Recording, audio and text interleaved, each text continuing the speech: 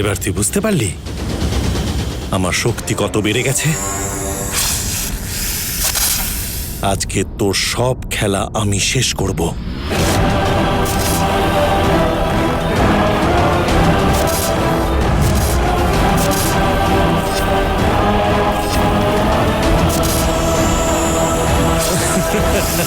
সাপেরা আগুন দেখলে ভয় পায়। এবার বাঁচবি কি করে? তোকে এই আগুনে আমি পুড়িয়ে ছাই করে দেব।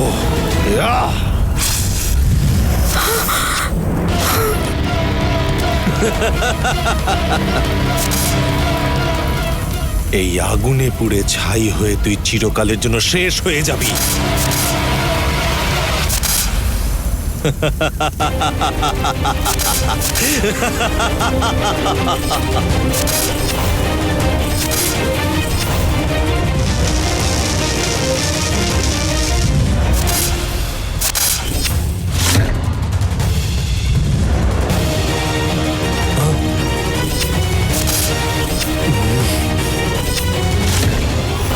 সুনেত্রা, সুনেত্রা, সুনেত্রা!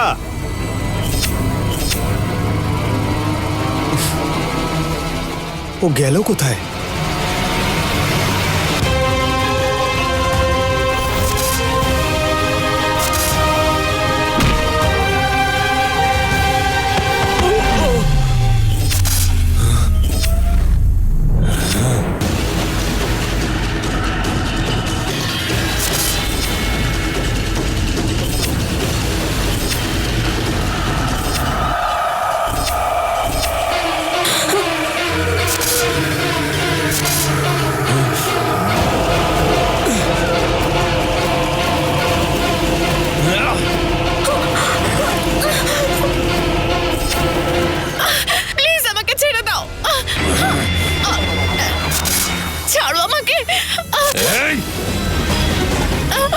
আর যদি এক পা এগিয়েছিস এর প্রাণ নিতে আমি এক মুহূর্ত ভাববো না।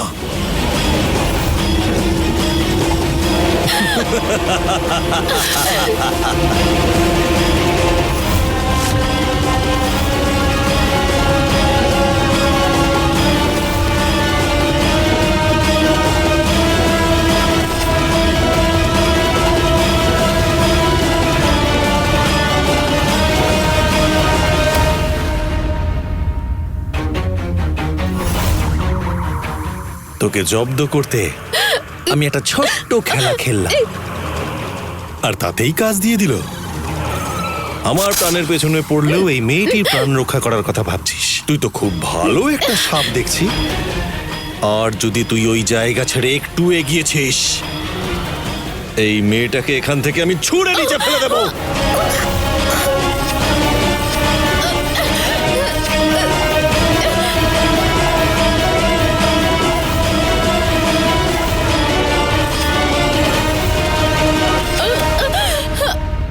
এতদিন শুধু বোতলের মধ্যে দামি মদই আমি দেখেছি। বিষধর সাপকেই প্রথম বোতলে দেখব। আমি যা বলছি শোন, চুপচাপ ওই বোতলের মধ্যে গিয়ে ঢুকে পড়। তা না হলে এই মেয়েটাকে আমি শেষ করে দেব। কিরে, ওই বোতলের মধ্যে ঢুকবি নাকি আমি একে শেষ করে দেব? প্লিজ প্লিজ ছাড়ো, প্লিজ ছাড়ো আমায়, প্লিজ ছাড়ো আমাকে, প্লিজ।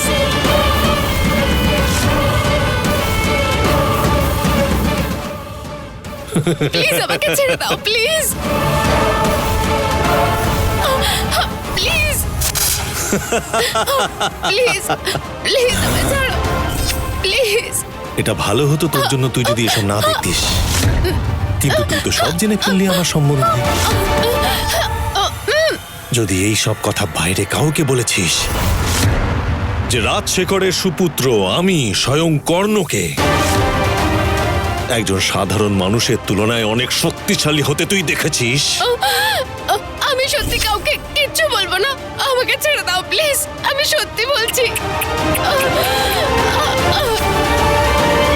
ওকে, চাপিস না।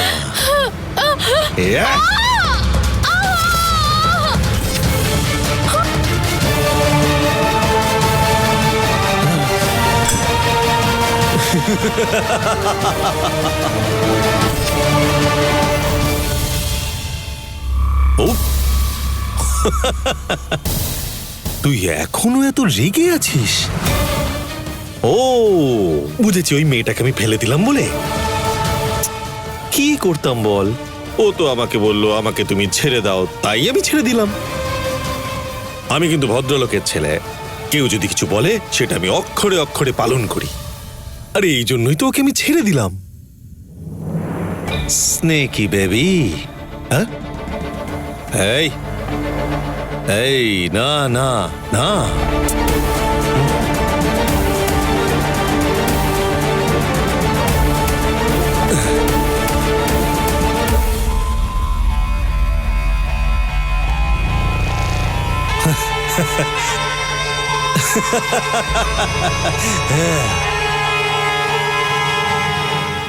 তুই ভেবেছিলি রক্ষা কবচ নেই বলে তুই আমাকে প্রাণে মারতে পারবি, তাই না?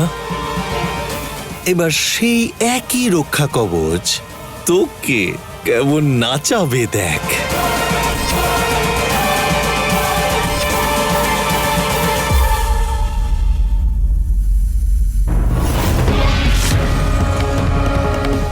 কি হয়েছে? সবাই এখানে কেন? আমি আর কর্ণ বন্ধুদের সাথে একটা পার্টিতে গেছিলাম, হঠাৎ করে একটা বড় সাপ চলে আসে।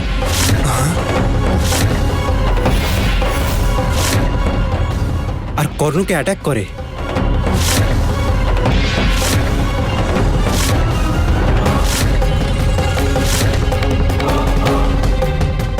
এই, তোরা ওকে ওখানে ফেলে চলে এলি? তোরা কি করতো? ওর জন্য ওরা বিপদে পড়তো?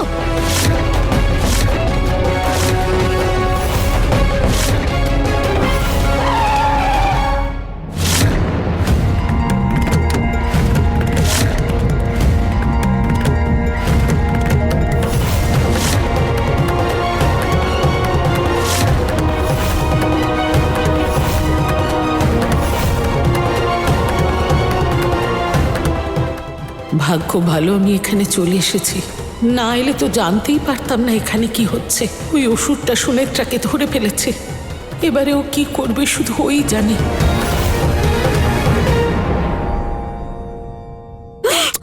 আরে শান্ত শান্ত, আরে ওই সাপটাই তো। ব্যাস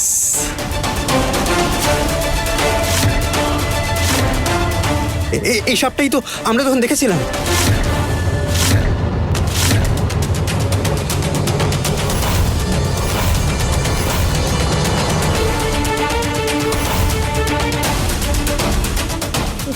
তোর কিছু হয়নি তো বাবা?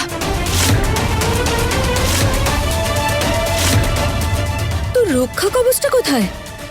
ওটা পড়ে গেছিল মম। আরে ওই কবচটা তো আমাকে সাপের হাত থেকে রক্ষা করার জন্য ছিল। ওই দেখো, ও সাপটাকে ধরে রেখেছে।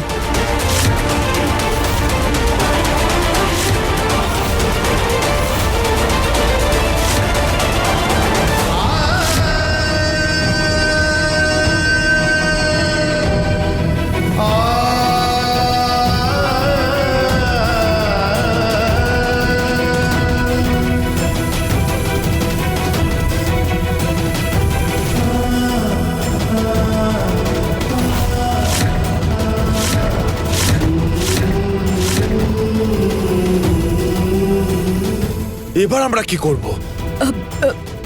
আমি এক্ষুনি গুরুদেবকে ফোন করছি। ওকে মম।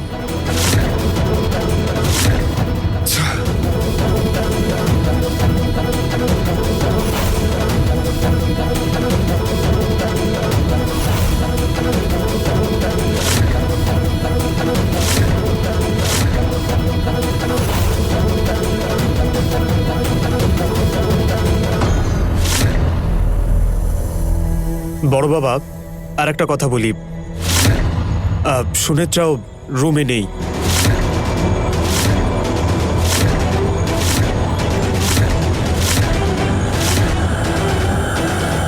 তুমি এটা কি বলছো অর্জুন?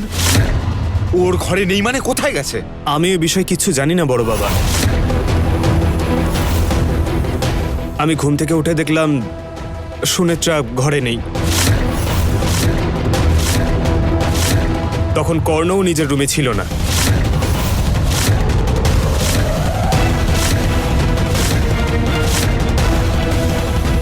এই অর্জুন, তুই সব সময় তোর বউয়ের সাথে আমাকে কেন জড়াস বলতো?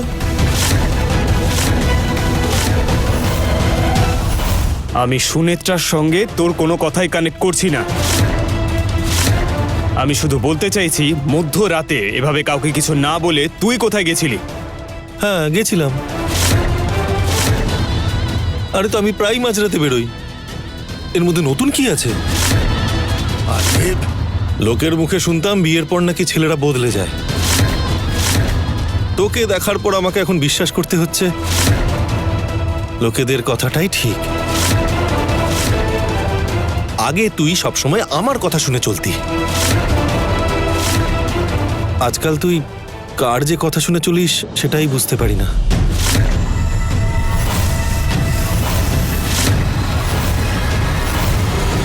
তোমাদের ঝগড়াঝাটি থামাও। অর্জুন, তুমি সুনেত্রাকে খোঁজার চেষ্টা করো, বাজে সময় নষ্ট করো না। আমিও খোঁজ নিচ্ছি। আর হ্যাঁ, তুমি বরং একবার সুনেত্রার বাড়িতে ফোন করে দেখো। না বড় বাবা, এখন ওদেরকে ফোন করে এসব বললে ওরা আবার দুশ্চিন্তা করবে। আমি খুঁজে দেখছি। ঠিক আছে, যাও।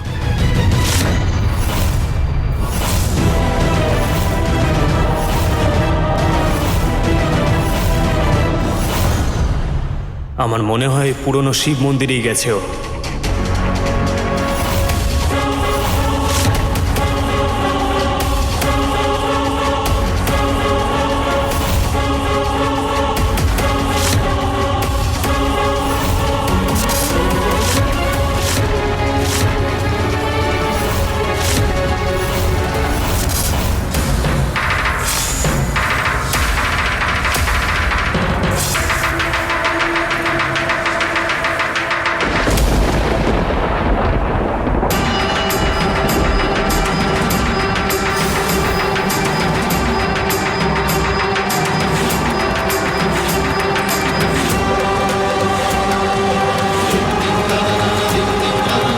গুরুদেবের সঙ্গে আমার কথা হয়েছে, উনি ওনার শিষ্যদের নিয়ে এখানে আসছেন।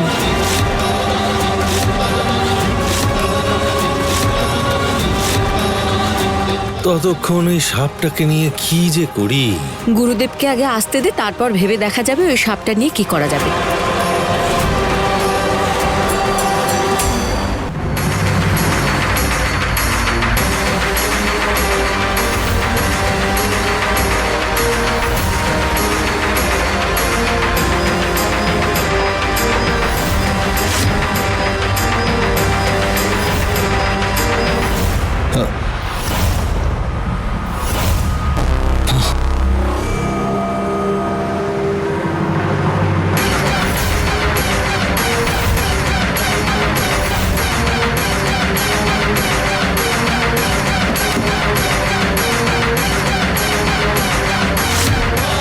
মাসিমা,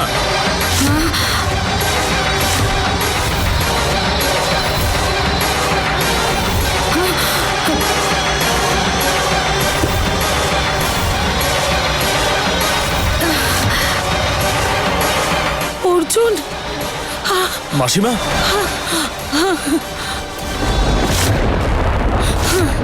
এভাবে মাঝরাতে আপনি এখানে কি করছেন? সুনেত্রা কোথায়? আপনি আর সুনেত্রা মিলে কোনো প্ল্যান করছেন না? কর্ণের কি করে ক্ষতি করা যায় সেটাই ভাবছেন তো?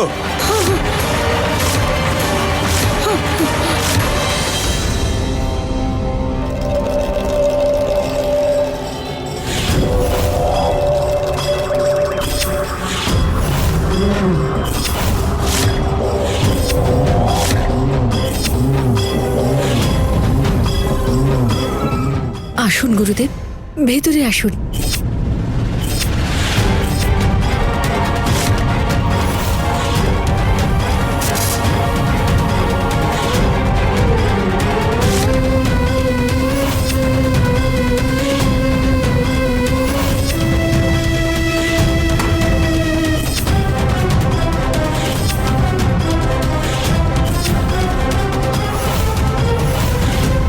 আচ্ছা গুরুদেব, আমাদের বাড়িতে এত ভালো সোফা থাকতে আপনি ওখানে না মানে আপনার কষ্ট হবে বলেই বলছিলাম। গুরুদেবের ইচ্ছে হলে ওখানে বসবেন, ইচ্ছে হলে ঘুমোবেন। এই কাঁটার উপরে উনি ঘুমোবেন কি করে? কি করছে দেখো না।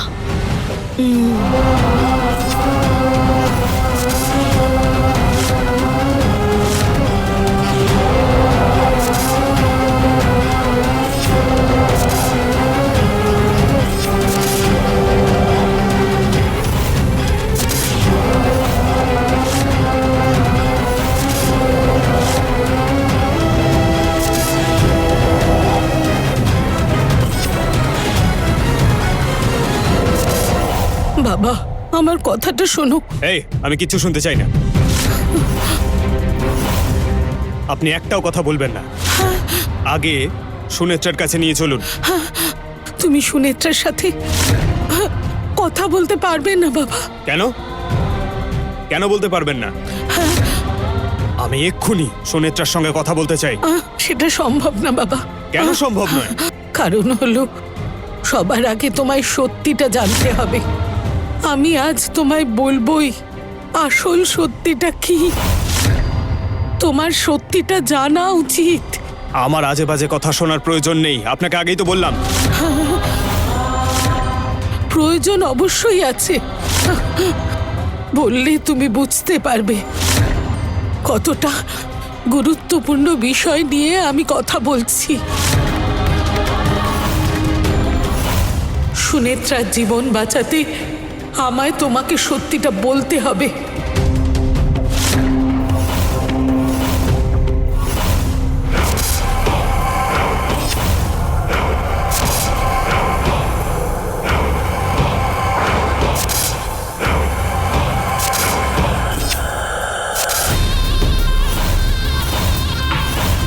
এটা সেই সাপটা নয়। কি বলছেন? পরিষ্কার দেখতে পাচ্ছি ওটা সাপ, আপনি বলছেন সাপ নয়? এটা কোনো সাধারণ সাপ নয়।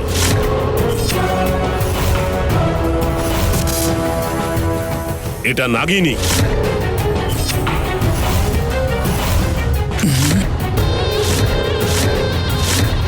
ও খুব রেগে আছে।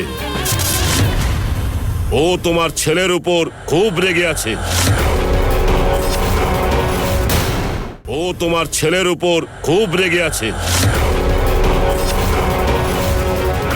কিন্তু এই রাগের কারণ আমার জানা নেই। আমি কিছুতেই বুঝতে পারছি না প্রতিশোধ নিতে ও আমার পেছনে কেন লেগেছিল।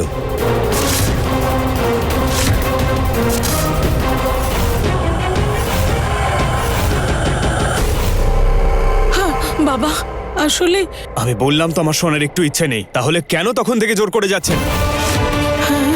আচ্ছা, বলে ফেলুন, কি বলতে চান আপনি? সুনেত্রার বিষয়ে আসল সত্যিটা হলো, সুনেত্রাকে কেউ একজন কিডন্যাপ করে নিয়েছে বাবা।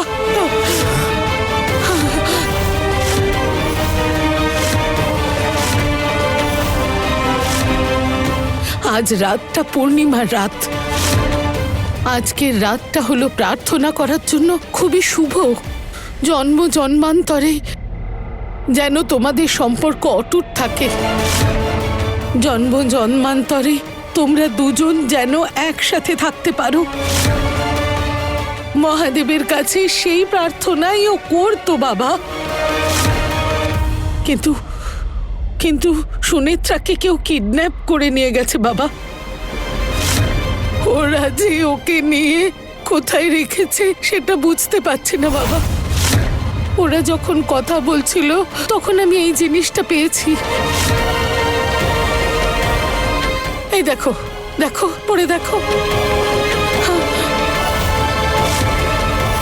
মিথ্যে বলার জন্য আমায় ক্ষমা করো অর্জুন, কিন্তু এই মিথ্যের সাহায্যেই তুমি আমার সুনেত্রাকে ফিরিয়ে আনতে পারবে।